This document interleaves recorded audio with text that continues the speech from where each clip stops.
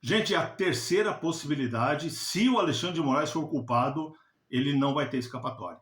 Estou falando do caso Felipe Martins, dos dados falsos que foram inseridos. Me debrucei sobre isso aqui hoje, viu? Deu muito trabalho para entender tudo isso. Então eu peço que você curta, que você comente, compartilhe, você se inscreva no canal, para que a gente possa fazer um trabalho com a maior qualidade possível, né? Sempre buscando informação para você. O que acontece na questão Felipe Martins? Para você relembrar, Felipe Martins foi acusado de ter ido para os Estados Unidos de uma forma ilegal.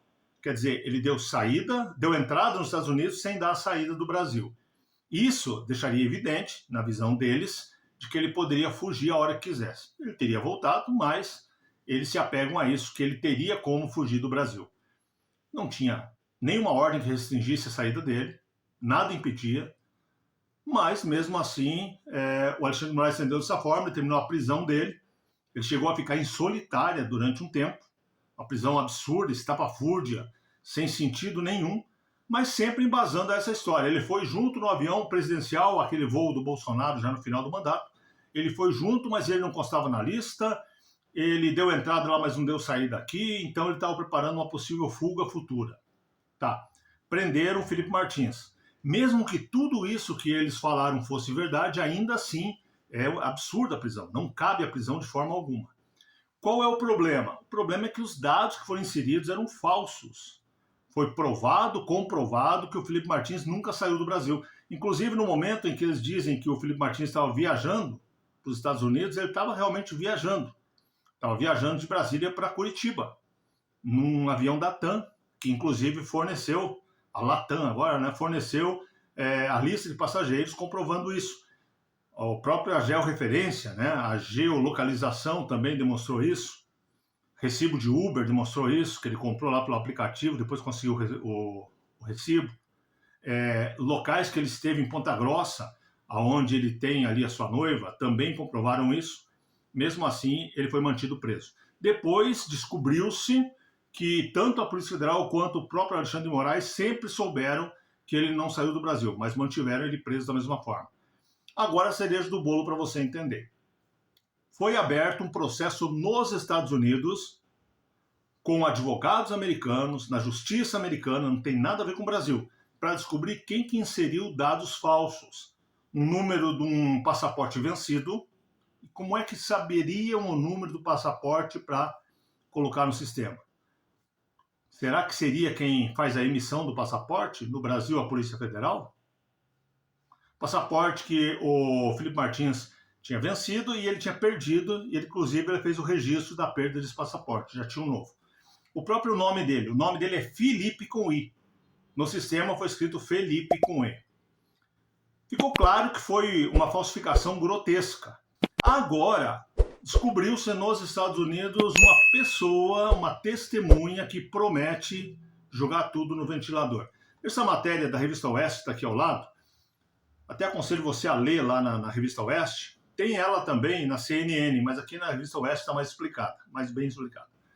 Tem um ponto dela muito interessante para a nossa conversa aqui.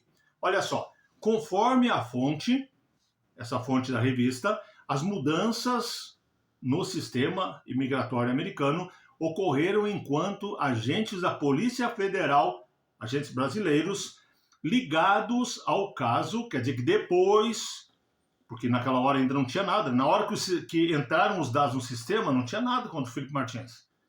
Aí eles voltaram para o Brasil e com esses dados no sistema é que se deu toda essa história da prisão e tudo mais. Então, voltando aqui ao início do parágrafo. Conforme fontes que falaram com a imprensa como um todo, as mudanças ocorreram enquanto agentes da Polícia Federal do Brasil, ligados ao caso, né, estavam em território americano.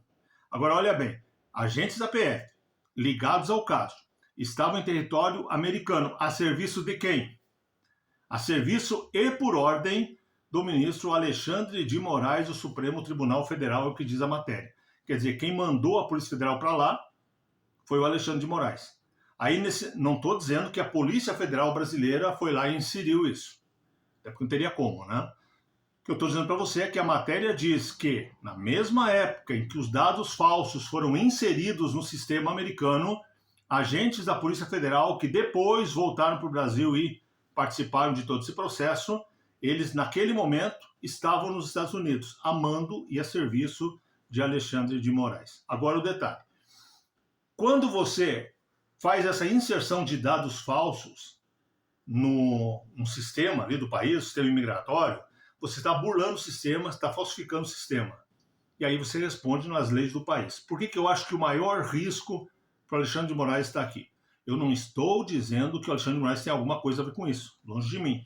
Eu estou dizendo que eles estão de olho no Moraes por 3 situações, essa aqui é a terceira e para mim é a principal, e se eles encontrarem provas de que a inserção foi feita por agentes da Polícia Federal a mando de Moraes, aí Moraes vai responder um processo crime nos Estados Unidos e muito provavelmente vai ter uma ordem de prisão contra ele nos Estados Unidos, porque lá é um crime seríssimo esse.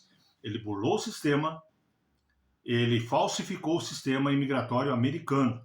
Entra em várias leis lá. Leis que protegem o sistema, leis que protegem os americanos, leis que evitam a entrada ilegal de pessoas no país. Para eles isso é uma coisa muito valiosa. E o Alexandre de Moraes pode ser incluído aí. Isso se ficar confirmado que ele teve alguma coisa a ver com isso. Até aqui não tem confirmação, não tem prova nenhuma.